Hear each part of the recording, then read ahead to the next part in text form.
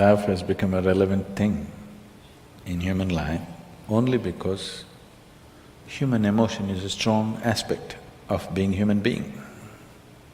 In human life, emotion is a very powerful thing. Even in this day and age, though people think they're very intellectual, even today, their emotions are the strongest aspect. Yes or no? It's the most intense aspect of their life. They claim they're intellectual, but their intellect is never so intense, but their emotions are intense. Maybe not love, maybe not compassion, but maybe anger, maybe irritation. These are all emotions. So emotion is a very important aspect of being human. Now, we're only talking about what type of emotion do you want to have? Now, do you have a mind? Do you have a mind? Yes. Would you want it to be sharp or dull? Huh? Why? It works better that way, isn't it?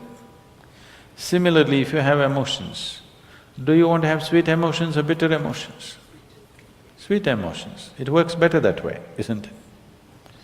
So love means just that. You have transformed your emotions into sweetness. Now I want to be in love without emotion. That's a very European idea.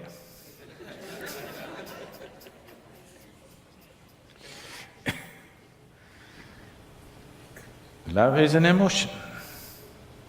It is the sweetness of your emotion which we are referring to as love. If the same emotion becomes bitter, we call it hate. Usually it is the people whom you love that you hate, isn't it? Some time ago you loved them, now you hate them. You don't hate that man who's just walking on the street, isn't it? Some love should have happened and now the coin fell another way and now it's become hate.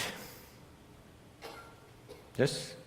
So it's just the same coin. If it falls this way, it becomes love, it falls that way, it becomes hatred. Don't think they're too far away. They're pretty close. One little thing goes wrong, love becomes hate, isn't it? So, how to be in love without emotion? Love is an emotion.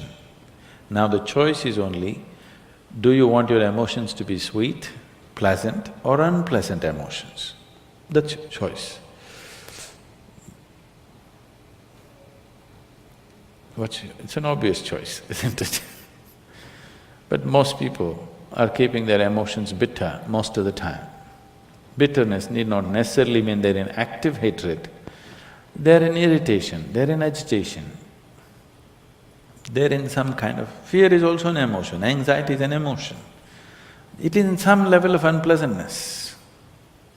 If you make your emotions very pleasant, then life will be very pleasant.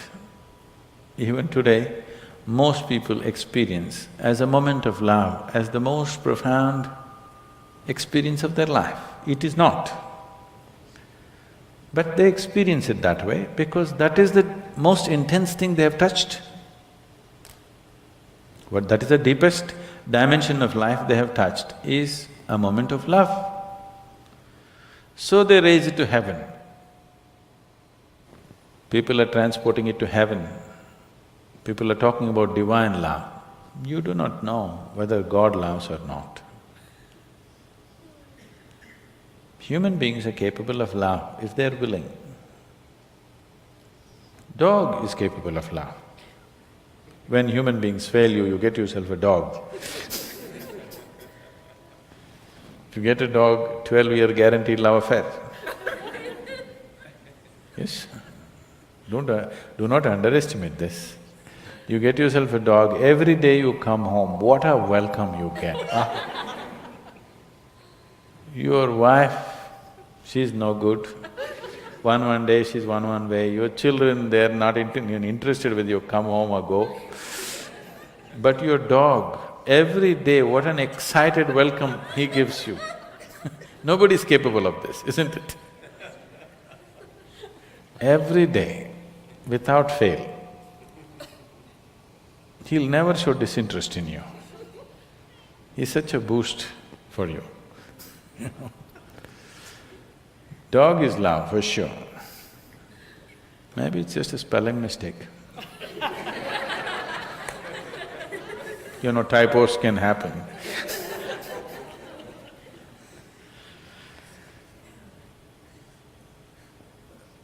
Now, if you made yourself in such a way, nobody around you can love you, then the only succor you have is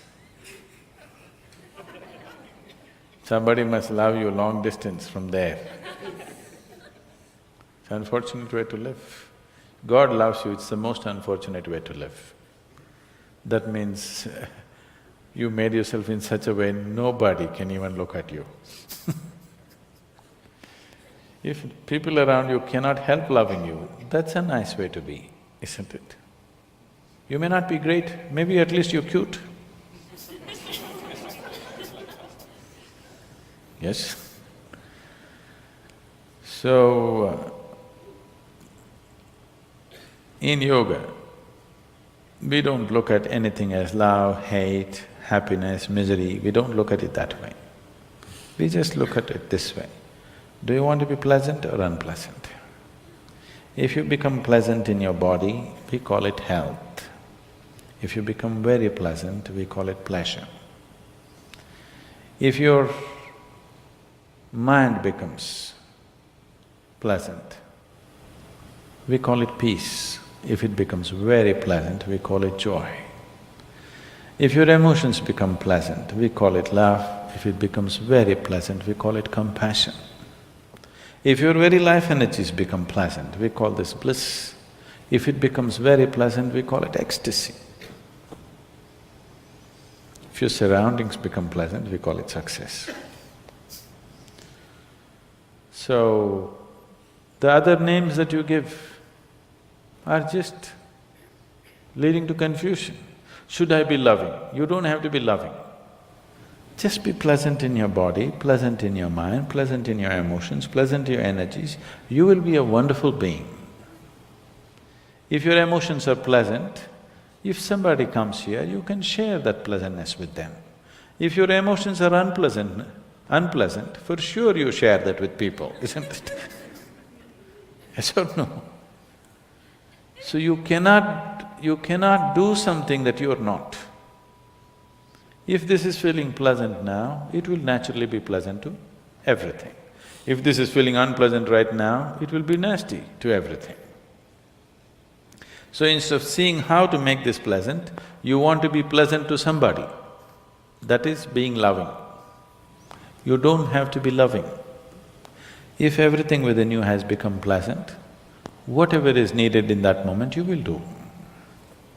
If you need to say pleasant things, you will say that. If you need to say some hard things, you will say that. But without any unpleasantness in you, that's important, isn't it?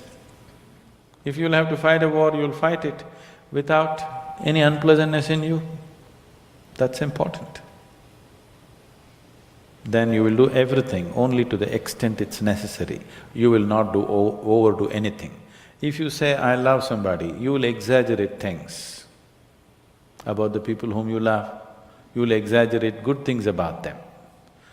If you say, I hate somebody, you will exaggerate bad things about them. You will never see anything the way it is. People go blind with things that they love, isn't it? They have no sense, they lose all their sense. If they hate also, they'll lose sense. If you like, you will lose sense, if you dislike, you will lose sense. The doorway of life is in being equanimous, that you're able to see everything just the way it is. Now you are pleasant to somebody not because somebody is nice. You're pleasant to somebody because you are pleasant, that's all. This is more guaranteed. It's a more guaranteed love affair, isn't it? You're being pleasant to somebody because you're pleasant. If I'm being pleasant to you because you are nice, tomorrow if you're not so nice, something else will happen, isn't it? If you mortgage your pleasantness to something outside of you being pleasant or unpleasant is only by chance. Keeping this one pleasant is your business. If this one is pleasant, with whatever it interacts, it will generate pleasantness. Now you have not managed to make this pleasant, you're trying to be pleasant to somebody. And that is subject to so many things. If you have to be pleasant, they have to be fixed the way you want them. And that's not possible. Nobody can be fixed the way you want them. You're not able to do that even with one person, isn't it? You cannot even fix one person the way you want them, forget about the whole world. The more you try this, the more bitterness and unpleasantness will happen. That is why in the so-called most intimate relationships, maximum amount of unpleasantness happens. So this is because you're trying to do something that you're not. You're trying to be loving when you're not pleasant. When you're feeling bitter, you try to be loving and see it'll destroy you, isn't it? Yes or no? You tried all these things, isn't it? It's destructive. When you're feeling pleasant, it is effortless. So, you just have to look at why is it you being pleasant or unpleasant is mortgaged to external situations. If everybody around me is unpleasant, how can I be pleasant?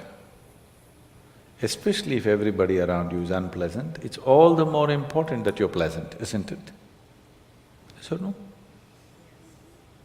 If everybody around you is in a mess, is it not all the more important that you're pleasant? If everybody around you is unhealthy, is it not very important at least you're healthy, even if you want to take care of them? Is there any logic to everybody is unhealthy, so let me also get sick? What is the logic behind this? So if people around you are unpleasant, it becomes even more important that you're pleasant.